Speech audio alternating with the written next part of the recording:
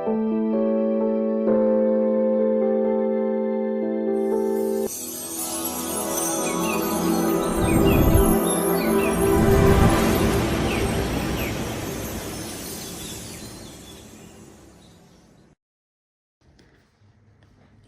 video này mình sẽ hướng dẫn các bạn móc một cái chậu size đại rất là to để bàn trung tâm. Size này có cái đáy là 11 cm và chiều cao của nó là khoảng 8 cm ha.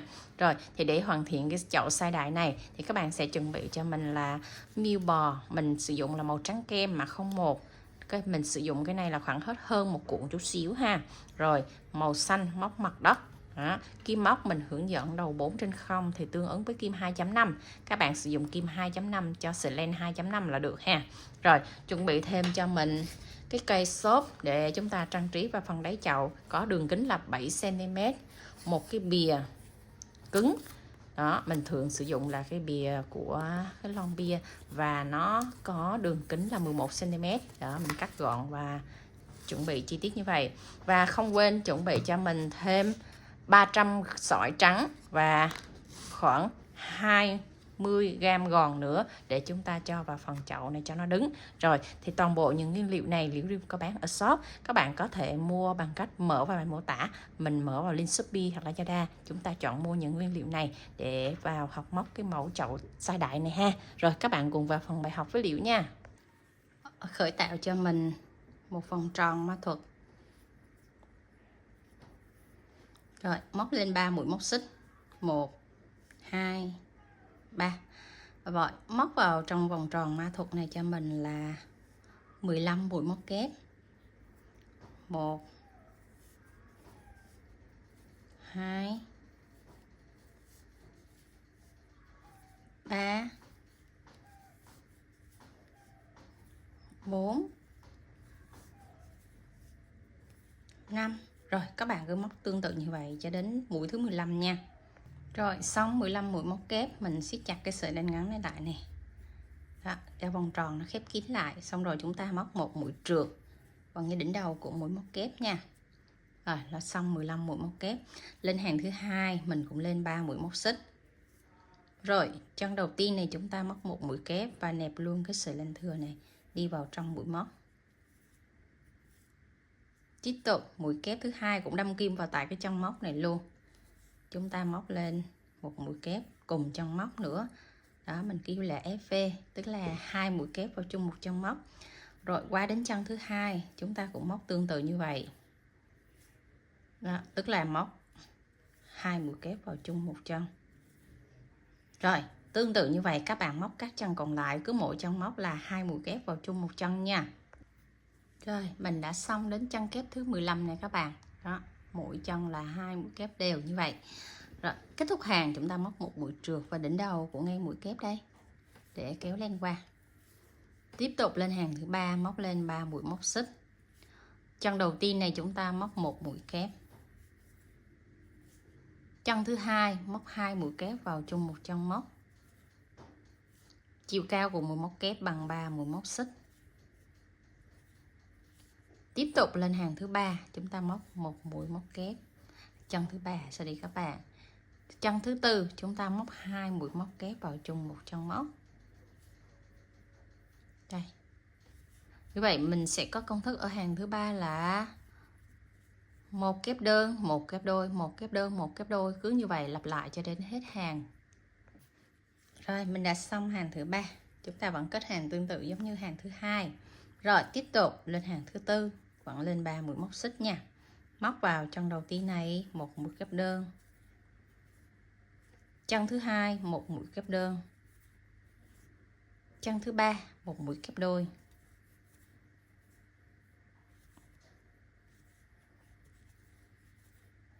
Rồi, vậy là mình sẽ có công thức là 2 kép đơn, 1 kép đôi, lặp lại như vậy cho đến hết hàng. 1 kép đơn, 1 kép đơn. Rồi, ở đây là 1 kép đôi.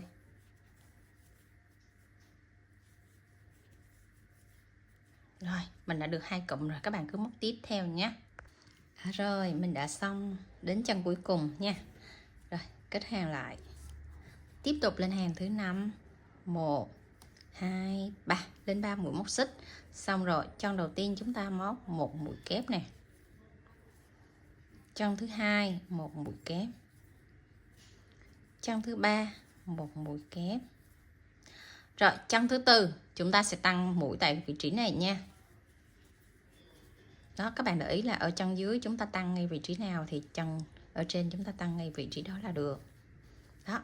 Rồi hàng này mình sẽ có công thức là 3 kép đơn 1 kép đôi. Cứ như vậy lặp lại cho đến hết hàng cho mình. 1 kép đơn nè, 2 kép đơn,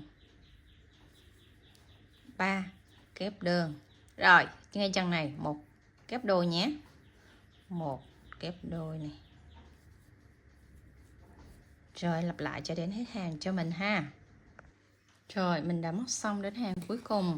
Thì nếu các bạn mà móc đúng thì cái phần đáy này nó sẽ ra là 11 đến 11,5 cm. Đó, là nếu các bạn mà móc đúng tay móc và chiều dài mũi móc nó cũng tương tự như vậy là sẽ ra kích cỡ được như vậy ha. Rồi bắt đầu mình lên phần thân chậu. Chúng ta móc lên 3 mũi móc xích đầu tiên nè. Rồi phần thân chậu này mình sẽ móc mũi PLO ha. Đây thì chúng ta sẽ có 2 mép len này, một mép bên hướng này và một mép bên hướng này. Thì chúng ta sẽ lấy mép bên hướng trong hoặc là hướng ngoài. Đó, thì tùy theo các bạn quy định. Nên ở đây là mép hướng ngoài là hướng chúng ta ở trong lòng ngực này gọi là hướng ngoài, còn đây là mép hướng trong. Đó, thì chúng ta sẽ móc cái mép ở hướng bên trong này. Đây. 1 mét nha. Một mũi kép đơn.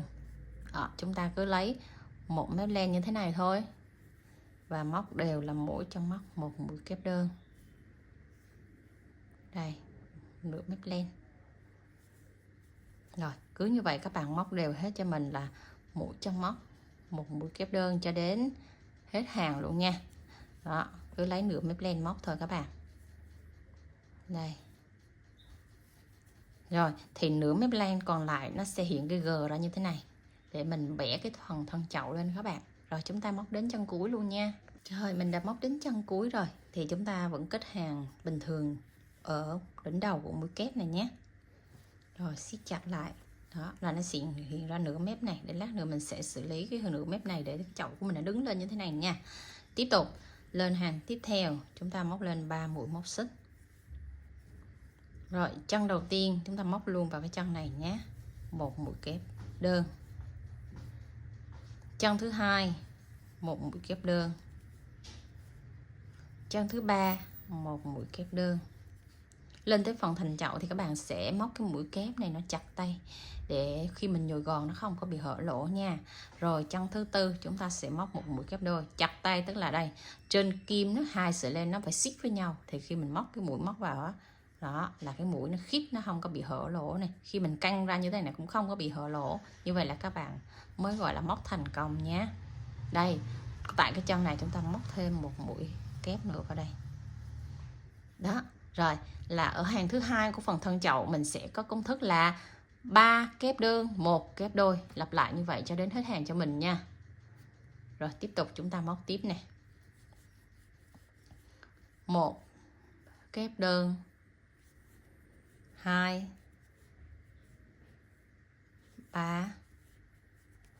3 kép đơn liên tục ở 3 chân móc. Chân thứ tư chúng ta móc một mũi kép đôi ở đây nhé.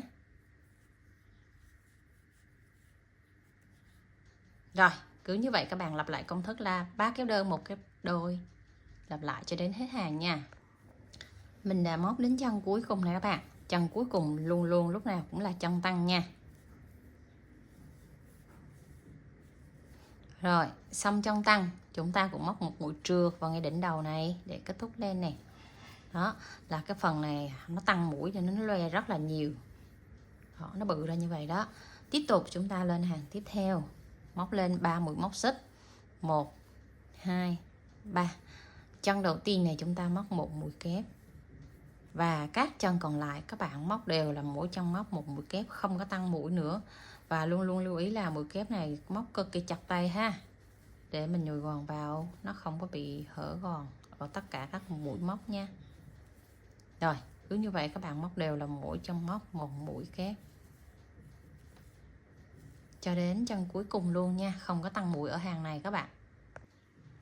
Rồi mình đã móc đến chân cuối, chúng ta kết hàng lại luôn nha. Rồi là hàng thứ ba của phần thân chậu, mình sẽ không tăng mũi.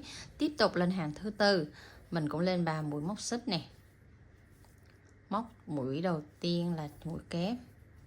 Rồi tiếp tục mỗi chân móc một mũi kép, lặp lại công thức tương tự giống như hàng thứ ba, tức là chúng ta không có tăng mũi mà móc đều là mỗi chân móc một mũi kép đều hết như vậy ha, cho đến chân cuối cùng luôn. Mình sẽ gặp bạn ở chân cuối này nhé. Rồi mình đã móc đến chân cuối cùng, chúng ta cũng kết hàng lại ha.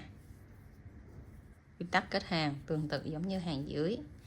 Rồi mình đã xong hai hàng không tăng, bây giờ bắt đầu tới hàng giảm.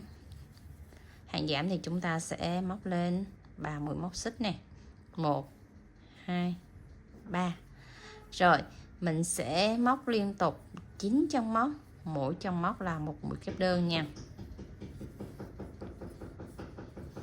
2 3 4 5 6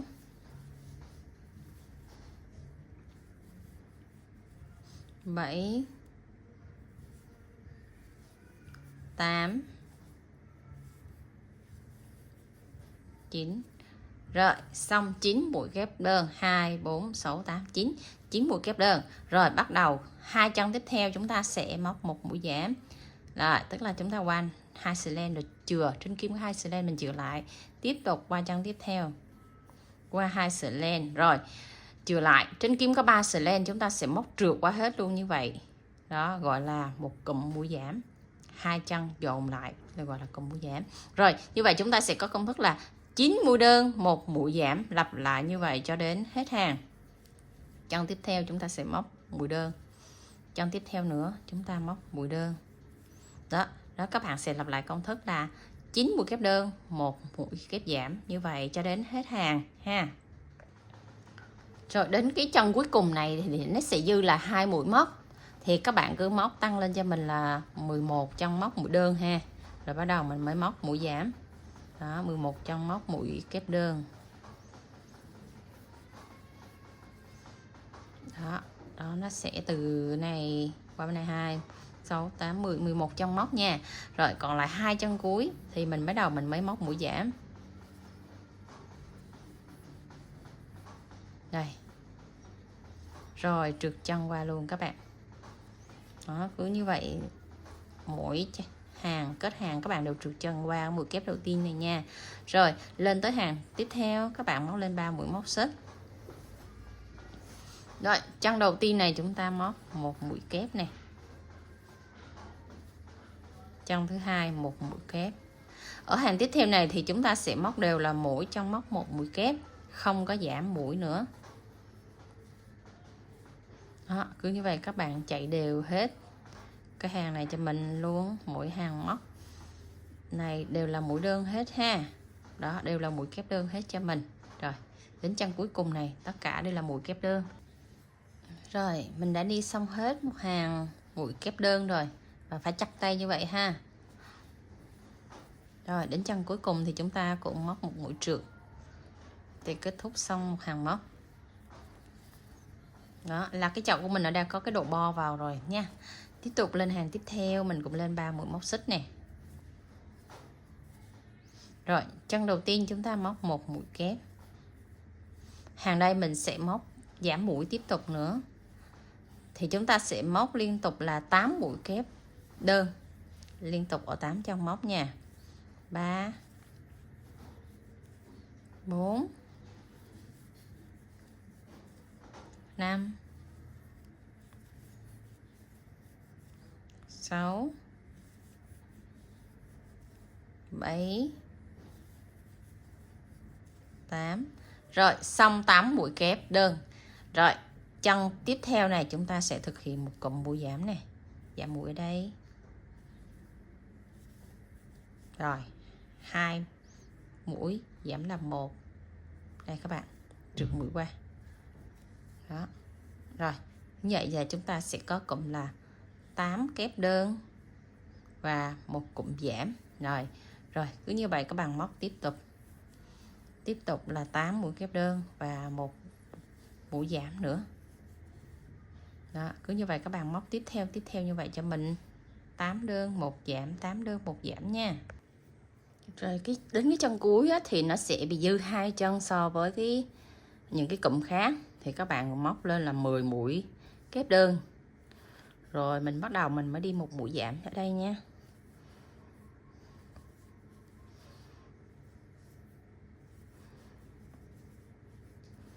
Rồi một mũi giảm ở chân cuối cùng. Rồi chúng ta trượt mũi vào mũi kép đơn đầu tiên này. Đó là mình đã xong cái hàng đường bo. Nó sẽ có cái độ bầu tự nhiên như thế này. Rồi lên hàng tiếp theo, chúng ta móc lên một mũi móc xích. Chân đầu tiên móc một mũi đơn. Chân thứ hai móc một mũi đơn. Rồi ở hàng này các bạn sẽ móc liên tục là mỗi chân móc một mũi đơn cho mình hết. Không tăng mũi, cũng không có giảm mũi gì hết. Cứ móc đều là mỗi chân móc một mũi đơn hết như vậy cho đến chân cuối cùng luôn các bạn ha. Rồi đến chân cuối cùng, chúng ta trượt mũi vào đỉnh đầu của mũi đơn này để kết thúc xong một cái hàng móc.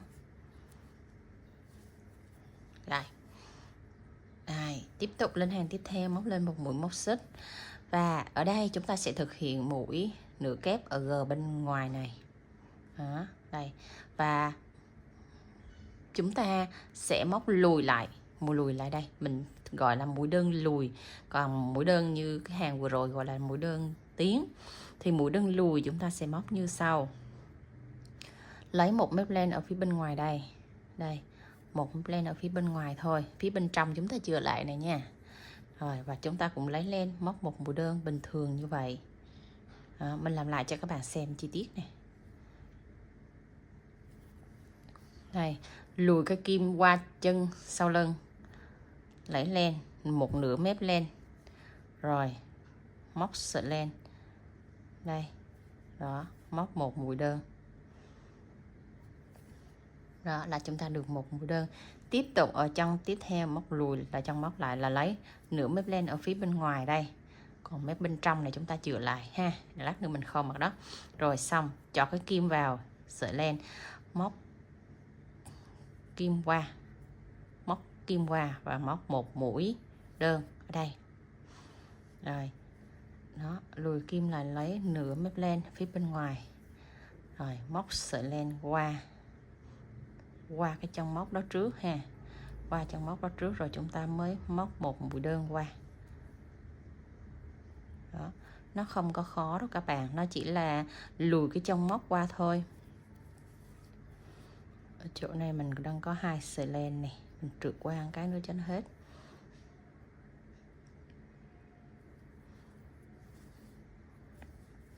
Đó, các bạn cứ làm tương tự như vậy nhé. Đây, mình làm nhanh cho các bạn xem này. Đó. Thay vì mình móc tiến thì mình sẽ móc lùi. Và luôn luôn là móc nửa mét thôi nhé. Đây, nửa mét mình chỉ lấy một nửa mét phía bên ngoài này thôi này. Đây, chân đây. Thì nửa mét bên trong mình còn chừa lại này các bạn. Đó, khi mình móc nửa mét ngoài thì nửa trong nó sẽ hiện là cái G đây. Lát nữa mình sẽ khâu mặt đất nó vào cái đường bên trong đó nha.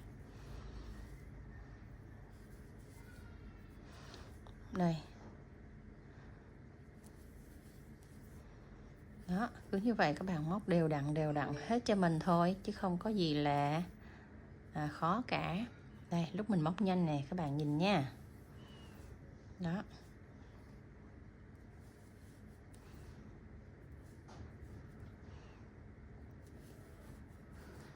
Như một mũi đơn bình thường. Rồi, móc tiếp tục cho đến chân cuối cùng này để mình luôn ha, luôn luôn là móc nửa mét trừ nửa mét còn lại như thế này. Rồi, mình móc đến chân cuối rồi đây. Rồi, tại chân cuối này thì các bạn sẽ cắt len ở vị trí này cho mình ha. Rồi, sau khi cắt len xong thì chúng ta sẽ đẩy sợi len qua và mình sẽ giấu len bằng cách là kéo cái sợi len luồn qua cái kim tại cái chân móc của mũi kép lùi ở hàng đầu tiên này nè. Mình kéo qua cho nó tiếp giáp nè. Đó, nó tiếp giáp giữa chân cuối và chân đầu. nó giấu len chỉ có bằng một cách duy nhất đó thôi các bạn ha. Mình dùng kim khâu len hoặc là kim móc để mình giấu cũng được. Rồi cứ như vậy các bạn trượt qua cho mình 6-7 chân móc gì đó để cho cái sợi len này nó vững, nó không có bị quá ngắn. Rồi như vậy chúng ta cắt len nha. Rồi bắt đầu tiếp tục mình sẽ móc cái đường viền ở dưới phần chậu đây. Thì ngay cái điểm tiếp giáp của chúng ta nối len nè, các bạn đưa sợi len ngay xuống tại cái đường chúng ta chừa cái mũi móc á, chừa cái hàng PLO này nè. Rồi thì các bạn sẽ đưa cái móc vào đây, nối lên, móc lên một mũi móc xích. Rồi tại chân đầu tiên này chúng ta móc một mũi đơn. Và đối với cái đường này các bạn phải móc chặt tay nha. Ở đây nó có cái đường G sẵn cho mình nè, mình chỉ việc móc mũi đơn vào cái đường G đó thôi là được nha. Rồi cứ như vậy thì các bạn sẽ móc là mỗi chân móc một mũi đơn cho đến chân cuối cùng luôn, nẹp luôn cái sợi len thừa mình đi vào trong chân móc này luôn nha. Đó, móc chặt tay, lưỡi là cái đường này móc chặt tay để cái chậu của mình nó đứng form ha. Rồi cứ như vậy các bạn móc chế hết cho mình cho đến chân cuối cùng này ha. Đó, cái đường G nó còn hiện ra là các bạn móc ở cái đường G đó nha. Rồi mình đã móc đến chân cuối cùng rồi thì chúng ta kết len bằng một mũi trượt vào ngay đỉnh đầu của mũi đơn đầu tiên này nha. Xong rồi chúng bạn đẩy sợi len ra luôn, đẩy sợi len ra. Rồi cắt cho mình cái sợi len ngắn có tầm 5 cm thôi. Rồi chúng ta sẽ giấu sợi len nó vào vị trí này luôn ha. Đây, nếu các bạn mà lanh ý thì chúng ta sẽ giấu nó vào trong cái đường trong thân chậu này. Đó, đẩy cái sợi len nó vô là chúng ta khỏi giấu đi đâu xa hết, đẩy nó đi vào bên trong này thôi là được. Đây đó. Rồi bắt đầu chúng ta sẽ trang trí nha. Rồi giờ phần mặt đất thì các bạn sẽ móc công thức y chang như phần đáy của chậu này, cũng là 1, 2, 3, 4, 5 hàng. Nhưng mà cái lỗ vòng tròn này các bạn sẽ móc cách khác so với cái vòng tròn này chút xíu. Rồi thì chúng ta sẽ dùng sợi len màu xanh để mình móc cái phần mặt đất này nha. Đây thì tạo cho mình một vòng tròn mã thuật, nhưng mà cái sợi len màu xanh này thì các bạn sẽ chừa dài ra chút xíu cho mình cỡ tầm là 6 cm. Rồi thì các bạn cũng móc lên 3 mũi móc xích và khởi tạo vào trong cái vòng tròn ma thuật này cho mình là 15 mũi móc kép. Nhưng mà mũi móc kép của cái mặt đất này thì các bạn sẽ móc cực kỳ là chặt tay cho mình nha, chứ móc lỏng tay là khi mình nhồi gòn vào thì cái phần đất nó sẽ bị lỗ gòn. Rồi các bạn cứ móc tương tự như vậy cho đến mũi kép thứ 15 cho mình ha. Rồi xong 15 mũi kép thì mình sẽ móc một mũi trượt vào ngay đỉnh đầu của mũi kép này. Đây là kết thúc xong hàng thứ nhất. Đó thì cái sợi dây nó đang ở dưới, các bạn đẩy nó lên trên. Rồi thì kéo cho cái vòng tròn ma thuật của mình nó nhỏ vừa thôi, nó không có nhỏ quá. Đó để cái cây của mình cắm vào cái, trừ cái lỗ để mình cắm vào cái cây nó phải bự ha, nó bự cỡ mình phải lọt cái ngón tay này vào mới được á, thì cái cây của mình nó mới lọt vào đây. Đó thì đẩy cái sợi dây này lên trên nha. Rồi tiếp tục lên hàng thứ hai, các bạn móc lên cho mình 2 mũi móc xích thôi để cho cái mũi móc kép nó sẽ ngắn lại, cho cái mặt đất nó siết chặt lại chút xíu ha. Rồi thì từ hàng thứ hai, thứ ba, thứ tư, thứ năm thì các bạn móc tương tự công thức giống như phần đáy chậu cho mình. Rồi thì mình sẽ để công thức trên màn hình, các bạn cứ móc tiếp tục như vậy ha, tương tự y chang cái phần đáy chậu này, chỉ có khác cái chỗ ngay vòng tròn mã thuật đầu tiên này thôi, còn các phần còn lại giống như vậy. Các bạn cứ móc tương tự công thức như mình để trên màn hình này cho đến hàng thứ 5, rồi mình sẽ hướng dẫn các bạn cách kết len nha. Rồi mình đã móc đến hàng thứ 5 đây các bạn. Đây chúng ta cũng kết hàng tương tự giống như phần đáy chậu nha, kết vào ngay cái chân móc đầu tiên của mũi kép này. Xong rồi kéo lên qua, mình sẽ cắt lên chừa chiều dài cho mình là 65 cm. Đây các bạn phải canh cho đủ 65 cm ha, tại vì cái chậu này rất là lớn. Để các bạn phải chừa cái chiều dài này vừa đủ. Đó, gấp đôi nó lại là nó phải hơn một gang tay của mình như vậy. Thì các bạn sẽ đẩy cái sợi len này ra nha. Đó, móc xong là phải đẩy cái sợi len này ra khỏi cái chân móc á, đây nè, thì nó mới khỏi bị tuột. Rồi đó là mình đã xong cái phần nắp. Và cái phần nắp này khi áp vào phần đáy chậu á thì nó sẽ nhỏ hơn chút xíu, tại vì mình móc nó sẽ chặt tay hơn á, nhỏ hơn chút xíu cỡ 0,2 cm thôi các bạn ha. Như vậy thì mình khâu lên cái phần đáy chậu này nó mới khít, nó mới bo cái phần thành chậu lại, nó mới đẹp. Đó là mình xong phần mặt đất nha. Rồi khi các bạn trang trí thì các bạn sẽ chuẩn bị một cây xốp có đường kính 7 cm, các chiều cao 5 cm và một cái đáy có chiều bề rộng là 11 cm. Đây. Các bạn muốn cắt thì các bạn sẽ ướm vào đây để cắt nó bằng trước nè. Rồi lộn cái phần đáy chậu ra để chúng ta dán vào cho nó vừa vặn, nó khít. Đó, lộn phần chậu ra rồi bắt đầu mình sẽ ướm thử rồi mình bắt đầu mình dán nha. Đó, đây là liệu cắt sẵn thì sẽ có các cái video trước mình đã cắt thì mình hướng dẫn cho các bạn rồi. Thì video này mình sẽ hướng dẫn chi tiết các bạn cắt ráp nha. Rồi thì chúng ta sẽ bắt đầu cho một cái lượng keo nó vào đây. Rồi đi một đường keo đều xung quanh cái hàng mũi kép thứ 5 này các bạn, hàng mũi kép thứ 5 ha, chứ không có đi lang bang nhiều nơi thì nó sẽ bị hao keo. Đó, mỗi một đường duy nhất như vậy thôi. Rồi chỗ này chúng ta đi điểm điểm sơ sơ nhẹ nhẹ như thế này. Xong các bạn sẽ áp cái miếng đế mình vừa cắt vào 11 cm nha, canh cho nó vừa bằng, vừa bằng và vừa khít, không có bị quá tràn ở chỗ nào hết. Đó, mình canh dùng tay mình chỉnh, mình canh đây vừa khít hết ha. Rồi chúng ta sẽ đảo ngược cái mặt chậu lại. Đó, đó, đảo ngược lại hết như thế này để cho nó khô keo. Rồi mình vừa đảo mình vừa kiểm tra lại một lần nữa xem có đoạn nào mình dán nó chưa bằng không, nó có lồi lõm gì không. Rồi như thế này là nó đã bằng khít hết rồi nha các bạn. Một thao tác thôi, các bạn đừng có làm lang bang thì nó sẽ bị tràn keo ra ngoài. Rồi khít hết rồi, mình cho một lượng keo nó vào trong cái xốp đây. Đó thì các bạn canh, các bạn cắt sao cho nó vừa cho mình nha. Đây, để vô trước cho nó vừa. Rồi thì các bạn mới cắt ngang, chứ các bạn đừng có canh các bạn cắt nó hơi cao ha, nó hơi thấp hơn so với cái mặt chậu cỡ tầm 0,5 cm. Rồi đi một đường keo xoay tròn cái miếng xốp này nè các bạn. Cái miếng xốp này thì các bạn phải đưa nhiều keo xíu nè, tròn đều hết cái miếng xốp cho mình. Rồi thì nó vô chính giữa phần chậu luôn, giữ cho nó khô keo. Đó, giữ cho thiệt là chắc một xíu cho nó khô keo rồi các bạn mới bắt đầu cho gòn và sỏi vào nha. Đây, bắt đầu chúng ta sẽ lấy một lượng gòn và một lượng sỏi để chúng ta nhồi xung quanh cái phần chậu này. Gòn các bạn đưa vô xuống trước, đầy xung quanh cái chậu rồi chúng ta mới nhét sỏi từ từ, chứ các bạn không có đưa sỏi xuống trước, nó sẽ bị lột cột cái chậu của mình, nó cộm rất là xấu.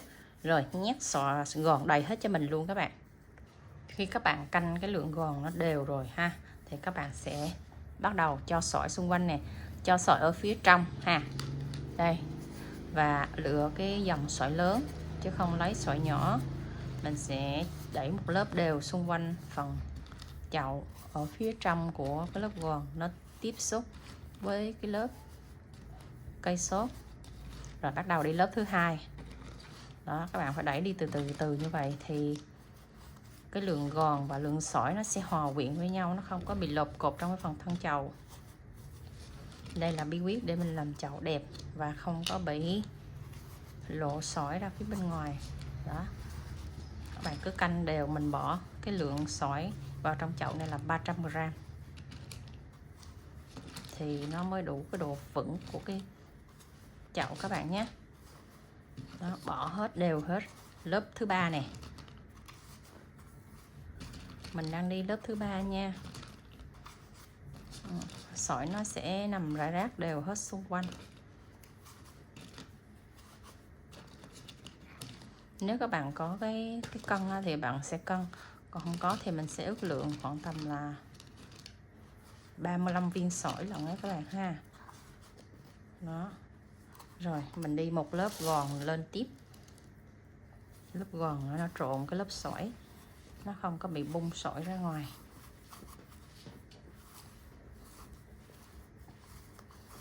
Lớp gòn này là lớp cố định cho 3 cái lớp sỏi ở phía dưới, và cũng vừa tròn cái lớp sỏi, trộn đều với lớp sỏi lớp gòn lại. Rồi mình sẽ đi một cái lớp sỏi trên cùng đây nữa. Đó. Tại vì chậu lớn cho nên các bạn phải chia gòn và sỏi nó phải rải rác đều ở tất cả các vị trí, chứ không có ở chung một chỗ nha các bạn. Đây, như thế thì cái chậu của mình nó rất là vững và rất là đẹp. Rồi thì các bạn có thể là cầm lên tay áng chừng trước, tại vì cái chậu mà mình sắp hướng dẫn video cho các bạn là chậu hoa huệ Tây, rất là to và rất là nặng. Khi cái hoa của nó nằm ở trên cái chậu rất là nặng. Đó, thì như vậy đã đều, đã đủ thì các bạn canh, cầm lên tay các bạn canh nha. Vừa rồi thì chúng ta sẽ khâu mặt đất, còn chưa vừa thì các bạn phải thêm sỏi cho nó vừa nha. Rồi xong cái lớp trên cùng thì mình phải trải một cái lớp gòn lên trên nữa, thì như vậy nó mới hòa quyện được sỏi và gòn. Đó, cách làm chậu lớn nó rất là công phu và rất kỳ công đó các bạn thấy ha. Rồi bắt đầu đi một lớp gòn bao phủ lên trên mặt chậu xung quanh, rồi chúng ta mới khâu đất nè. Tổng cộng là 3 lớp gòn và 3 lớp sỏi các bạn ha. Canh coi nó có bị mềm ở cái đoạn nào không thì mình chỉ cho gòn vô cái đoạn đó. Nó phải có độ bầu như thế này, to và nặng như thế này thì chúng ta bắt đầu mới khâu mặt đất. Rồi xác định vị trí nào mà chúng ta đường mối nối thì các bạn sẽ khâu từ vị trí đó đi nha. Đây, và nửa mép len ở phía bên trong mình đang còn chừa này các bạn. Đây, rồi mình đẩy xuống sát cho các bạn xem nè, nửa mép len ở phía bên trong. Đó, các bạn lấy 1 mép này ha. Đây, 1 mép này để chúng ta đi với 2 mép ở phần chậu đây. Rồi cứ như vậy các bạn sẽ khâu đều 1 mép len ở phần chậu đi với 2 mép len ở phần đất. Rồi vậy ha, cứ vậy khâu liên tục cho đến chân cuối cùng cho liễu luôn, không bỏ sót trong móc nào cả.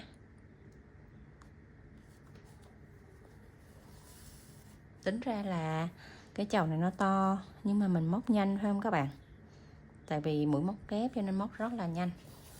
Rồi cứ vậy các bạn khâu đều cho mình cho đến chân củi luôn nha. Rồi mình đã khâu đến chân củi rồi các bạn. Rồi đến chân cuối này các bạn sẽ dặm vô với cái chân đầu tiên này 1 nốt nữa nè.